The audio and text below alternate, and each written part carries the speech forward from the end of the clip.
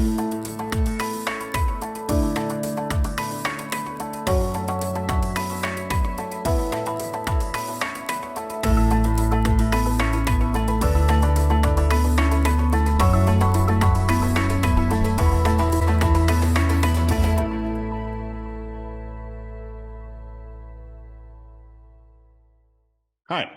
I'm Larry Leach, proud Executive Director of 12 Community Safety Initiative and host of the Meet Your Neighbors series.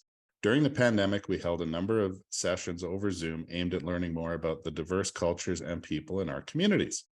Our guest panelists were asked a series of 4 questions directed at identifying some of the challenges they face, what supports could help, and how those of us in our communities can welcome newcomers into our neighborhoods.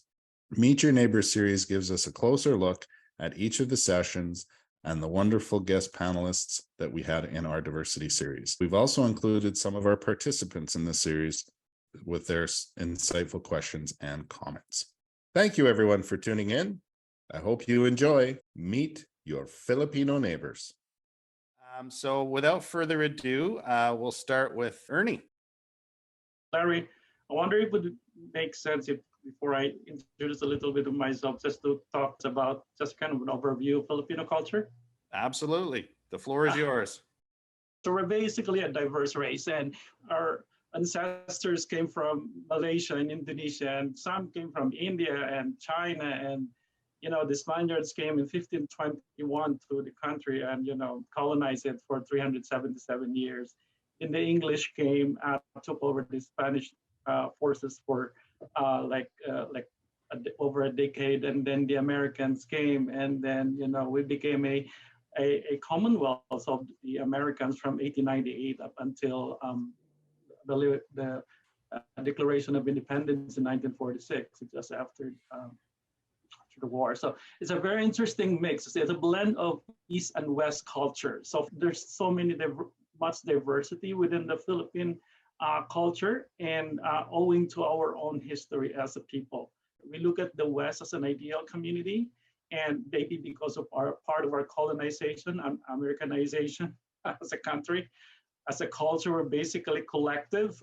We love to come together to share food, to enjoy a meal, and karaoke and sing.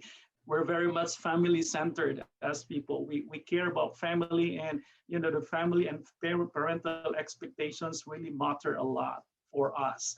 And so our children, and I know Darille may resonate with that, there's always a conflicting world between the first generation and the second generation, because the second generations here in Canada may be living in a different world from the first generation of their parents, where we actually have care for parents and elderly. And it's coming naturally for Filipinos to care for that, because it's part of who we are as people. And that sense of filial piety has all its tradition and roots from, if you look at it from the Confucian and Chinese philosophy that influenced the Filipinos in terms of how we respect and care for our parents, even to a point that, we give up even our comforts for the sake of our parents.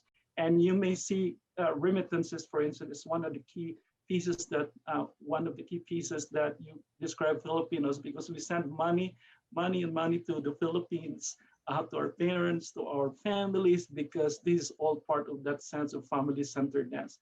And when you talk about Filipinos, largely Catholic and Christian and very God-centered. So don't be offended if people will go to a meeting and they will do a sign of the cross or pray, because that is basically who we are as a people. And finally, there's a disturbing silence, though, by the way I see it, in terms of Filipino leadership in this country. There's so many Filipinos who have come to Canada who are very, very well educated back home. But when they're here, they are working on survival jobs. And they work so hard. They work so hard in a way that, there seems to be no drive to be a leader in the community. There's so many of them who have the capacity to become leaders in the community, and yet they have not really come out forward to become leaders of their own community or of their own groups. And to me, that is called a disturbing silence for the majority of Filipinos who are here. I talk about a lot of this. Actually, I have a column in Mabuhay News every month. I have a special column called Lahing Pinoy. It means Filipino identity. So it's a free subscription newspaper. You could just pick it up. Like I talk a lot around Filipino identity if you want to know more about us as Filipinos. That being said, I came to Calgary 20 years ago. I came in 2003. The first night I came, it was a snowy night. I was alone. I didn't know anyone. I came as an international student. I stayed in a hotel, and first thing I did was that in the middle of the night, I went outside. It was snowing. There was a phone booth. I called my family. I was talking to my son, and my son told me that, Dad, why do you have to go? Why do you have to leave us? And it was painful. It was self-separation in a way. I couldn't live alone. So I brought my family in 2 years after. My kids were still very little then. My eldest was 8 and my youngest was 2. So they really grew up here. We first stayed in deep southwest area. My children, first few weeks in class, my youngest was crying because she was in the kindergarten, and she said, like, Dad, they were calling me like a rice girl because she was always eating rice. And my son eventually also had the same experience. I said, okay, so what do you want to bring to school? I said, can we just have bread? Because my classmates are bringing bread. Eventually, we moved out from the Southwest and went to the Greater Forest Lawn area in 2008. The reason why we moved into the Greater Forest Lawn area, my wife and I thought that maybe it's good to stay there because it has a diverse community. And there's so many Filipinos there. And maybe we feel belong there. So our children now are saying, Dad, why can't we move out from this place? Can we just go to the Northwest or Southwest again?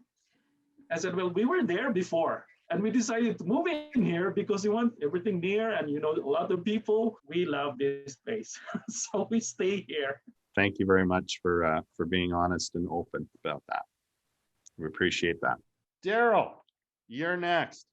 I was born in Baguio City, Philippines. My mom came here as a nurse, as a skilled worker. For as long as we've actually been here in Canada, we moved here in 2010. I've lived in about the Forest Lawn community. I went to Holy Trinity Elementary School, then Bishop Kidd Junior High School, and I graduated from Father Lacombe High School in 2019. I also experienced the same thing when I was in elementary. A lot of kids would make fun of my lunch and say, oh, you're always eating rice. Oh, it stinks. So you can't bring that to school anymore. It's stinky. So then I started asking my mom if I could bring bread to school too, the exact same way that Ernie was just talking about his kids. And after that, I kind of felt like I shouldn't be Filipino. I should be more like the other kids in my classes in elementary and junior high. I spent a lot of time trying to reject Filipino culture. Because I started working at Adobe Experience when I was 15, I actually grew to learn more about my culture. I was able to actually be more fluent in the language. I learned the cuisine. I learned a lot of people. And honestly, I owed a lot to them. I had it very, very easy. My mom she had everything prepared for all of us. We moved here with her. She's always worked very, very hard, and I wouldn't be living the life that I would be if not for her. A question, how was her experience in terms of being an accredited nurse in the Philippines and then being able to get a job here? Unfortunately, even though she has been a nurse for almost 15 years and been teaching nurses to become nurses, they did not credit her at all here. She did not go to school, but they did ask her to go back to at least 3 years of schooling if she did want to become a nurse here. She was soon enough hired into URSA, Universal Rehabilitation Services Agency. She's been with them since then. Well, thank you for sharing that. But I really got to experience kind of the lucky side of it because my mom, she worked hard for all of us. I didn't even have to worry about anything because my mom really took care of everything. But I personally wish I never had to go through the fact that I had to deny that culture away from me as well. We hear many stories from immigrants and people who were here first, the indigenous people who have spent generations being told to deny their culture. So definitely a common story and one that we need to hear. So very much appreciate that. Okay, I'm going to get into some of the questions. Either you or Ernie can jump in first. What are some of the issues or concerns that you feel members of your community are facing? Ernie, you want to Um, go first? Sure. Some issues and concerns in the community, I think, from my own perspective, there isn't just space for conversations for people to come together, at least for my community. There is a park for sure, but you don't bring in old people to the park during wintertime. And spaces that you don't have to pay for. Like you have to pay if you want to have a group conversation for a space. It feels like something that's not there. The other one that I can see is that I do not necessarily know my neighbor. In the Philippines, we know the farthest neighbor we have. We know at least their name. Part of our struggle here in Canada when we first come in is that we don't know our neighbor. We're in the community, but living in isolation. And that prompted us to move to the to the southeast area and Greater Forest Lawn area because there are Filipinos there that we know. But I don't know my neighbor. But I know my Filipino neighbor. But then when you talk about community development, to know your neighbor is a very important thing for building communities. Like our community associations, many of community associations, I can see that there's so much emphasis on traditional projects like infrastructure, parks, and so on. And these are great. Not that they're not good; they're great. But there's more to that, I believe. When we build community, I think there seems a lack of community-based initiative and engagement that's happening in our communities. Lastly, there's a large immigrant communities in many of the communities that we're in. And for those who are living in this area, you know that. But there's, as I've said, there's no common thread or threads that connect us together. It looks like we're living in our own little bubbles in one way or the other. Just my observation. You may disagree with me on that.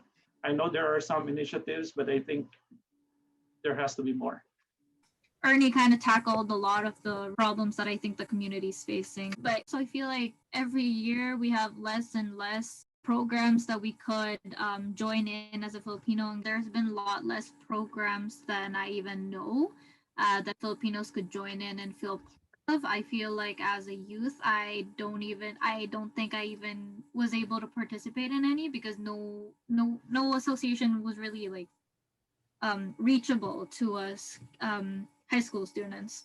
Tremendous. What we want to dig into next is what kind of support would you want for your community members?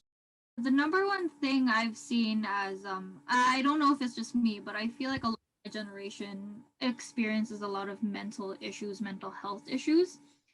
Unfortunately for the Filipino culture, I don't want to speak for everybody, but as much as I know, a lot of them don't believe in mental health and just shrug off and call it maarte, which is Filipino for basically being dramatic.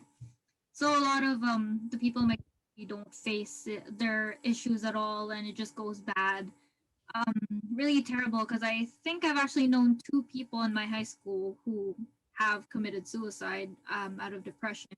And I feel like if they did get the help that they needed, they could have it could have gone differently.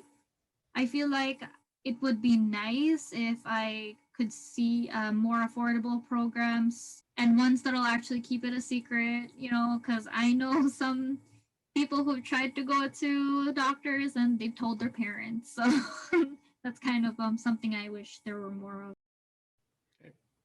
I'd like to dovetail on what Darille said about mental health for Filipinos, and mental health definitely is one of those key areas that would need support in this time, especially our youth as well. And then another one that I can see support, maybe I already mentioned, maybe a community shared space, the community where a community can go and have conversation. I wonder if those subgroupings and bubbles in our community can be reached out, because there's, if you talk about asset-based community development, these are actually existing assets in our community, but I'm not sure if we've been tapped. We have an existing prior community and at the Holy Trinity. It's a Filipino-based community, but kind of just living in our own bubble. I have in my cell phone called the Nextdoor app. The Nextdoor app connects the people within the greatest forest lawn area. If I look at that app and look at what's going on in my community, I think it's very, very useful at this point in time. So our next question is, how do you think community associations can reach you or members of your community in order to be involved and participate? Reaching out to schools, because there were actually no associations that I knew of as a student. The only ones I knew of really was the signs that I'd see at Marlboro Mall, the newcomers help park thing there. Mhm. A lot of schoolmates who were newcomers and didn't know what was going on, didn't know anybody, and well, there was really nobody to reach out to because this information wasn't readily available. So I feel like if it was readily available for even youth, so they could take it home to their parents or even them themselves if they want to get to know more about their community. Like, I think most of community associations are kind of reactive than being proactive, and sorry for judging that way, but it feels like you don't wait people to come to you and tell, can I be a member? But you actually need to go out there and reach out other people that are not yet members of the community. It may be difficult to be connecting with, okay, where are those Filipino bubbles? Like, I'm just talking about Filipinos here, okay, because that's a topic.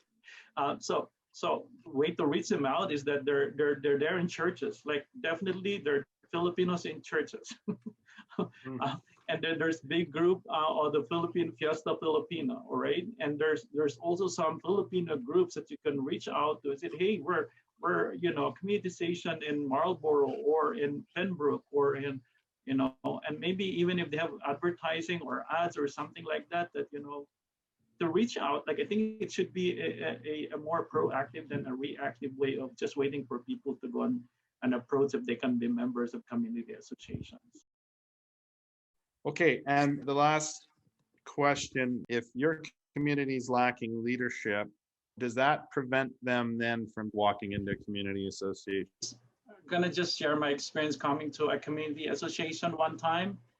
I came to a meeting one time and I felt that I did not belong.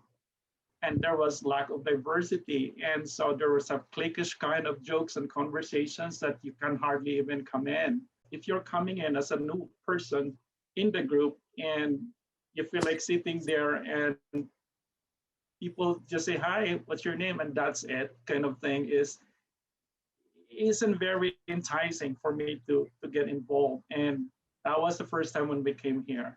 And so one of the concerns, I think, is that there's a lack of participation of people in community association at this point in time. More and more participation of people in community, I think, is possible when there could have been more welcoming kind of attitude within the community associations, when they're given a chance, when they're given the opportunity to take on roles and tasks in the community, then I think they can shine in the community. I got a chance to shine and I got a chance to take on leadership roles in the community. And I think if it happens to me, it can also happen to many Filipinos. It's just that, giving that opportunity for them, I think is a good way to start with. Anything to add, Darille? Ernie's really, really good at explaining, actually.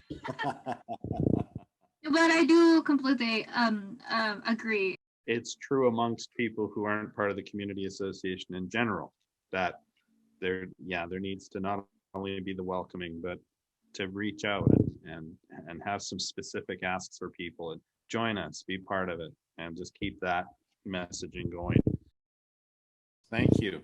Are there any questions out there amongst the attendees? Just go ahead and unmute if you've got a question. You mentioned, Ernie, about racism and the experience of racism, and it got me thinking about what Darille had said about the mental health and youth, and wondering whether you think that some of this mental health struggles, depression and whatnot, has to do with the racism that young people are experiencing in the schools or in the community. It actually perpetuates the dominance of racism. When people feel inferior and when they're being discriminated against, the more they would actually, enclose themselves and not participate because, you don't feel worthy to participate because you're not even valued anyway. and you already have that sense of mentality that, oh, I'm not really the same as them, and I'm not really like better than them, so why should I become part of them in the first place? And then so that becomes, you distance yourself instead of participating in it, and that's can be harmful to mental health, because then if you have no one to talk to and if you have no friends, even if there are Filipinos out there, but at least there may be Filipinos, but you need to friend them. You need to have that sense of connection with them. But if you don't, then that's very harmful to mental health of anyone. Like first generation seem to easily connect with other Filipinos, but second generation don't necessarily have. They're living in a conflicting world, a world of their parents and a world of their own. So it becomes very difficult when they come to their family, and I've seen that in my children. We have different standard at home, and I think this is true to many immigrants. And then when they're with their peers, they're living on a different standard, and it's totally conflicting sometimes. And you know, the pressure from the peer and the pressure from the parents actually puts our second generation youth at a quandary and not knowing what to do. Whom do I listen to, my parents or my peers? You know, and you know that can be very harmful to the mental health, not only of the youth but also of the first generation. And actually, to add on to that, I actually get that completely, because the kids I grew up with were kind of, they had a superiority complex with, in comparison to Filipinos who grew up in the Philippines compared to the Filipinos who grew up here. Because we Filipinos, the Filipinos who didn't know much about the culture itself, we actually tend to look down on the people who practice that culture, because even then we kind of also think that, oh, the kind of more not Filipino you are, the better you are for, you know, society and everything like that. So it is super bad, derogatory, really. It's just, we're kind of, even though being raised here, we're still kind of being taught that being less Filipino is better, which is 100% not true. I'm still, like I said, still trying to learn to accept my culture, even at the age of 20. So, and there's a stereotype term the Filipino use, they call it patatas, or which means potato. So, oh yeah, brown on the outside, white on the inside. That's right. Yeah, so you're white, black from the outside, but you're white from the inside. And so that's true to second generation Filipinos who would say, well, they grew up here, and you know, they're black from the outside but white from the inside. So they're kind of again conflicting cultures and identities. And I think that's the trajectory of many Filipinos. But I'm not, because the topic is just Filipino, I'm not like literally, this is not just about Filipino. This literally is happening to many immigrants, like some of you here or immigrants. That's happening to us, that we're basically living in a conflicting world right now. And if we're not able to manage that, that can actually harm our mental health. Ernie, I just want one thing that you should share again. You just mentioned that now you're living in Northeast, and your kids, I think you had been living in Northeast or Southwest before, and now your kids want that they should go back to Northwest or Southwest, whatever. What's the reason? I would like to just explain this point, if you don't mind. Sure, thanks, good Sharon. You know, I think part of it is the peer pressure, and I think part of that is also the accepting the stereotypical perception of what Southeast or Northeast look like for many people in Calgary. I think it's part of that stereotype and the influence from their peers. I would say that I think it's more of that influence that they actually are going through at this point in time, and building their own worldview, where the nice place in Calgary is than in the northeast or southeast. So if you want to go somewhere and live somewhere, it's your choice, you know. But we will not move out. We love it here. Everything is accessible. The stores that the food that we like to buy are just around the corner. We have lots of friends here. We know the community, but you know, it's a good place. So Jollibee is just 5 minutes away. yeah. But I think good, Sharon. I think it's more of that is I think the peer pressure and the influence of mainstream perspective around who lives in the Northeast and who lives in the Southeast area of the city. I think we got time for one more question and then we'll do some wrap up. I'm just wondering if you've seen or some things that you say would be noticeable that's different between what you would perceive as more Calgary, Canadian kind of parenting styles versus Philippines that would be helpful to us when we're doing kids programs or leading groups or that kind of thing would help with some of that understanding. But parents definitely has a very strong influence on the identity and culture and ways of life and character traits of children. And they expect in return that children will provide that respect in return, and that hopefully at the end of the day, when they grow older, the children will look after them and take care of them.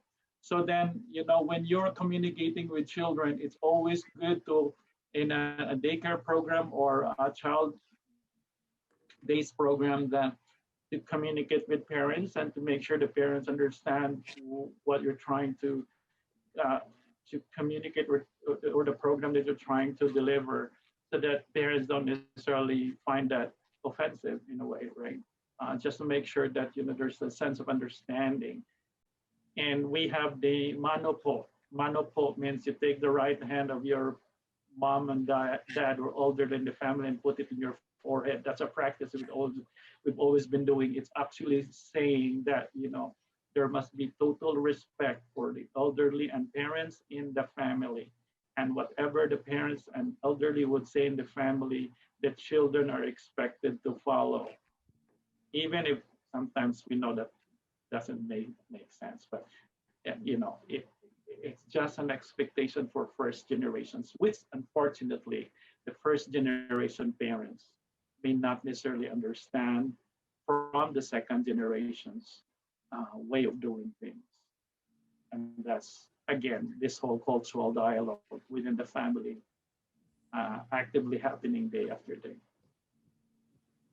Yeah, actually 100% I agree. My mom, she was born and raised in the Philippines. My stepdad's actually Canadian. He grew up, born and raised in Calgary. So their parenting style is completely different. So my mom she likes to tell me what to do. Exactly, this is the path that I'm going to do. This is what I'm going to do for the rest of the day. She's a little more on this. Whereas my dad's like, go have fun, go do something and stuff like that. So I find that because as a Filipino, if I had two very Filipino parents, I would probably keep in, I don't want to say this for everybody, but I would probably keep in every bad thing that happens to me, to myself, because I don't want to disappoint them. I know they're probably stressed out. I don't want to stress them out. So for programs like that, it'd be nice if they were open and if we could talk to them about things we couldn't talk to our parents about. Yeah. But bottom line there, Pat, is really just going back to the understanding of Filipino culture. If you're dealing with Filipino children and Filipino parents, that understanding their culture a little bit more would actually provide you a more of contextual practice and a more sound practice because they may see things differently. All right. I'm going to share one slide. This is one of the great visual looks at really what we're trying to accomplish with these sessions in understanding cultures and our neighbors. That being said, I wanted to do a bit of a round table. So I'm going to ask each of the attendees to maybe let us know one or two things that they learned today, and then get Ernie and Darille to do a little bit of a wrap up at the end. So we'll start with Michelle. Wow, thank you. I learned something from every one of these sessions, obviously. And I think the best part for me is just that insight into the cultures that you don't, like you said, the stuff that's below the surface of the iceberg. that's stuff that you generally don't get to see or hear in your day-to-day interactions. That's where you learn these things, and then that's where you get to learn to implement them, and that's where the changes happen. So Richaran. The conflict of cultures, that is the big issue for the first generation, and as well as for the second and third generations also. Till the first generation is living, they are continuously influencing the second and the third generation. So this conflict of cultures, according to me, it is a big thing that immigrants are facing. Thank you. Pat. I think the part for me that really struck was the recognizing a bit more about the history in the Philippines and the colonization and how that has helped to create an inferiority complex, and the parallels to what has happened here in Canada and other countries in the world with the colonization with our Indigenous people, and that it's going to take a long time and a lot of work to how to try to undo that inferiority part. And I think we have a long road ahead of us, and I hadn't realized that hadn't realized that same thing was happening all over, and that's another thing that you would have to deal with besides being a newcomer to Canada. Mickey. Hi. I just want to thank you both for sharing your stories. They're always fascinating to me, what everybody goes through. And the discussion we had around colonial mentality, that was extremely enlightening to me. I've never really had someone explain it to me, coming from where you are. And that's given me a lot to think about, and I really appreciate that. Widad. I learned a lot today, although I'm very connected with Filipino community. I have my coworkers and I go to the restaurants and eat their food with them together. But today I will just take the two learning that I have to take it further, like the leadership and the mental health. I think this is, if I understood you very well, the areas that we need to concentrate on the Filipino community. And I have a lot of connection. I can connect with you beyond this meeting, and then we can do more on the work of leadership and mental health. Donna Marie. Yeah, first of all, I want to thank Ernie and Darille. Thank you very much for your stories and pretty much what everybody else has said. The one thing I wanted to know, Ernie, if I could just ask you, are you in charge of music at Holy Trinity Parish? Yeah, not totally in charge, but I'm in the choir. I actually act as I'm the chair of the parish council. I do remember whenever I attended Mass at Holy Trinity, the music was just so lively. It was fantastic. I thank you for that. And I just want to maybe mention too that the importance of keeping up the Tagalog language for your second generation coming to Canada, very, very important. And I just wanted to make that point. Yeah. Keep speaking Tagalog. Thank you very much, Donna. Sabita. When you were telling your stories, I felt like that's my family's story. There is a big gap in our work or our community development or our neighborhood. So I think the community association would be a very effective glue center to fill that gap if we can work together. Shifra. I'm also a nurse, and I went to nursing school, and Darille's story about her mom's experience is like very, very similar to a lot of, students that were in the program with me. And I just remember when I was like a nursing assistant, when I was working through school and an undergrad nurse, there were so many times where I relied on folks who were nursing assistants because their like wealth of knowledge was so incredible, because they were nurses with like years, like decades of experience. But just the cost of having that license come back, you know, it's like, I think the Bridge to Canadian Nursing program is 3 years, and you know the annual cost of tuition is like 12 to 15,000 when you think about like parking and supplies and like course loads and textbooks and all those things. So it's just really frustrating to see that, you know, that those kinds of like expertise and knowledge is just not recognized here. And so I wanted to thank you both for being so vulnerable and sharing your story so freely with us. I think it's really important for people who don't experience this directly to hear it. So I appreciate that. Samantha. What stood out for me today was also what Ernie said about not knowing your neighbors. So back in my hometown, I grew up in a small little hometown that was very prominently white. And as I got older, it became more multicultural, and the older generations definitely didn't like that. And the common theme that I'm seeing in these Saturday sessions is, you know, I come to Calgary now and I feel like these different groups are, that's what they're more comfortable in their own groups here in Calgary, and they don't know their neighbors because they feel isolated.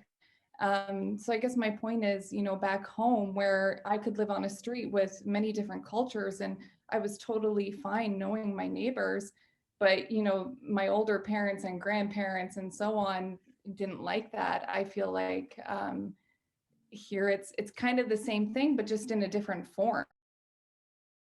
Marion.